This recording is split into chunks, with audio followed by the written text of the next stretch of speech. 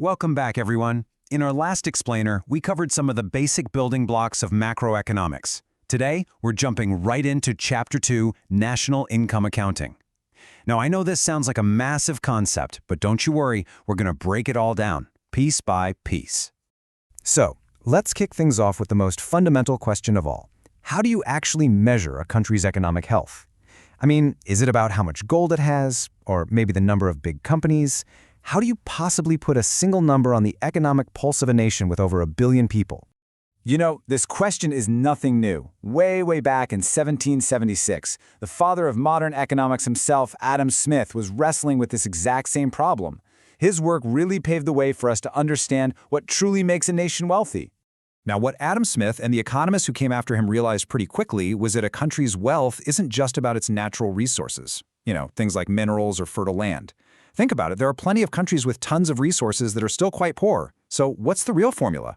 And this right here is the crucial point. It's not about what you have, it's all about what you produce.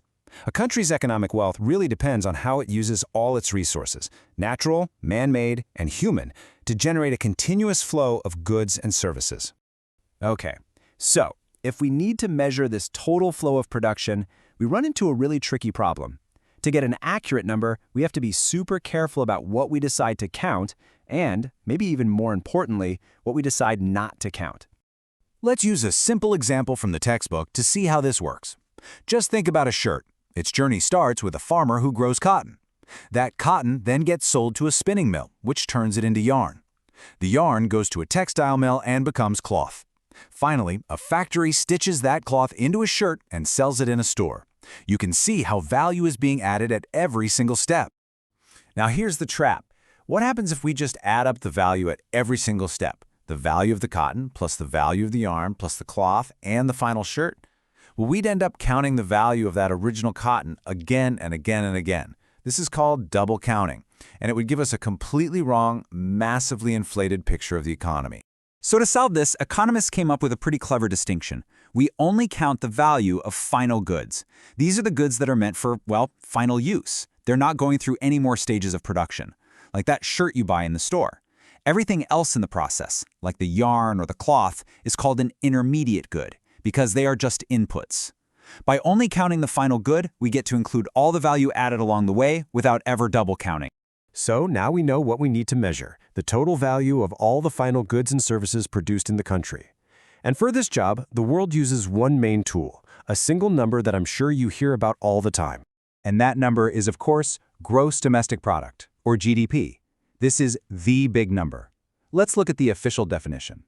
GDP is the aggregate market value of all final goods and services produced within a country's domestic territory in a specific time period, which is usually a year.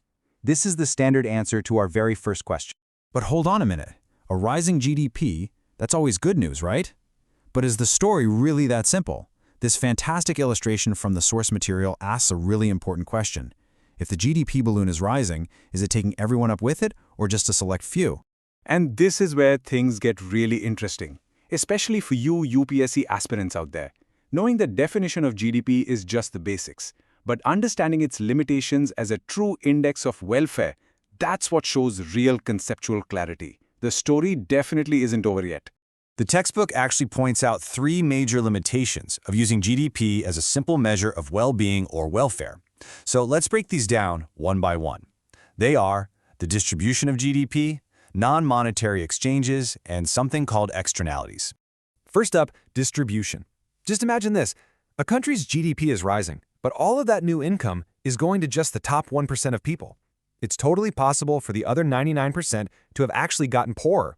So a rising GDP can easily hide growing inequality. It doesn't tell us a thing about the welfare of the average person. Second, non-monetary exchanges. Think about all the productive work that happens where no money changes hands. All the services performed at home, a farmer consuming a part of their own crop, or the barter system that still exists in villages. Since there's no monetary transaction, none of this gets counted in GDP. And that means GDP often underestimates the true level of economic activity, especially in developing economies. And third, and this one is super important, is externalities. An externality is a benefit or a harm that a firm or an individual causes to someone else for which they aren't paid or penalized. For example, a factory produces steel, which gets added to the GDP. But what if that same factory pollutes a river, harming people's health and the livelihoods of fishermen? That damage is a very real cost to society, but it doesn't get subtracted from the GDP. That's a negative externality. And in cases like this, GDP actually overestimates our well-being. All right, one last quick but very important point just for clarity. You'll often hear people talk about nominal versus real GDP. Nominal GDP is measured at current prices. That means it can go up just because of inflation, not because we actually produced more stuff.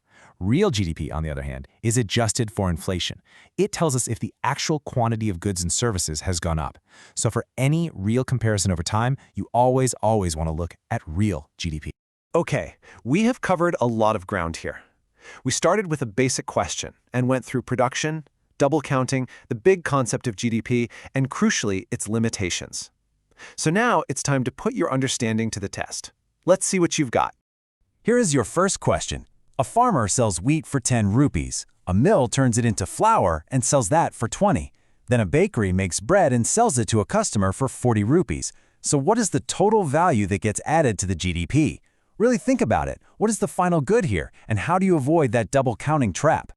And for the final one, something to really make you think. A new highway gets built, which boosts construction activity and GDP, but to build it, a forest had to be destroyed. How does this concept of a negative externality challenge the simple idea that a higher GDP always means a better life for everyone? Ponder on that. We'll see you in the next explainer.